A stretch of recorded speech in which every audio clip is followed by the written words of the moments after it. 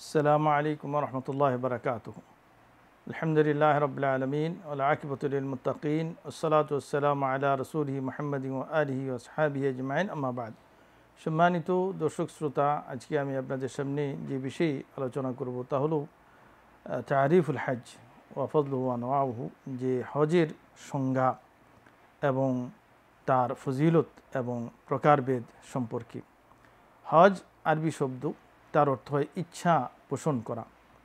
আর শরীয়তের দৃষ্টিতে হজ হলো নির্দিষ্ট সময়ে নির্দিষ্ট স্থানে হজ পালনের জন্য গমন করা। নির্দিষ্ট সময় বলতে হজের যে সময়, এই সময়ে হজের মাসগুলোতে এবং হজের যে নির্দিষ্ট স্থান মিনা, মুজদালিফা, আরাফাত, মক্কা, এই স্থানগুলোতে হজ পালনের উদ্দেশ্যে গমন করা, এটাকে বলা হয় হজ।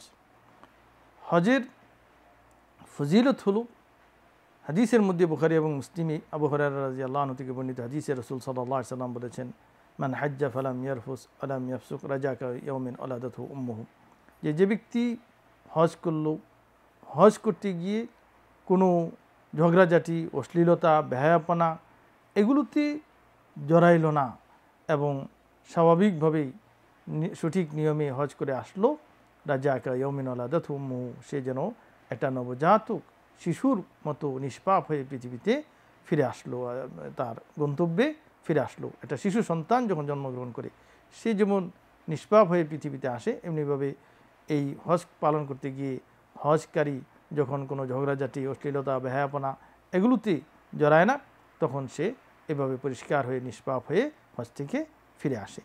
আরও একটি হাদিসে বুখারী এবং মুসলিমে আবু হুরায়রা রাদিয়াল্লাহু আনহু থেকে বর্ণিত হয়েছে, রাসূল সাল্লাল্লাহু আলাইহি ওয়াসাল্লাম বলেছেন, হজ্জুন মাবরুর লাইসা লাহুল জাযা ইল্লাল জান্নাহ, যে কবুল হজ তার প্রতিদান হলো জান্নাত।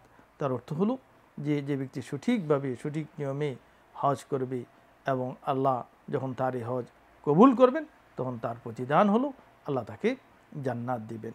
হজের প্রকারভেদ, হজ তিন প্রকার।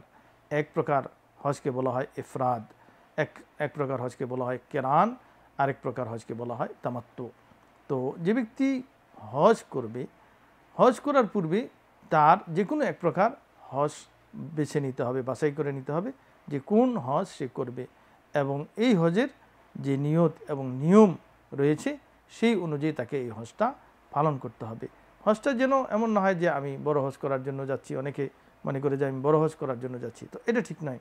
আপনি এই তিন প্রকার হজের মধ্য থেকে কোনো এক প্রকার হজ বেছে নেবেন এবং তার যে নিয়ম এবং নিয়ত রয়েছে সেই নিয়ম এবং নিয়ত অনুযায়ী আপনি হজ পালন করবেন, তাহলেই আপনার হজটা সঠিক হবে, নির্ভুল হবে, আল্লাহ রাব্বুল আলামিনের নিকটে কবুল হবে। তো আমরা এই নিয়ম অনুযায়ী এই হজ করার জন্য চেষ্টা করি। আল্লাহ রাব্বুল আলামিন আমাদেরকে তৌফিক দান করেন। আমিন। ওয়া আখিরু দাওয়ানা আলহামদুলিল্লাহি রাব্বিল আলামিন।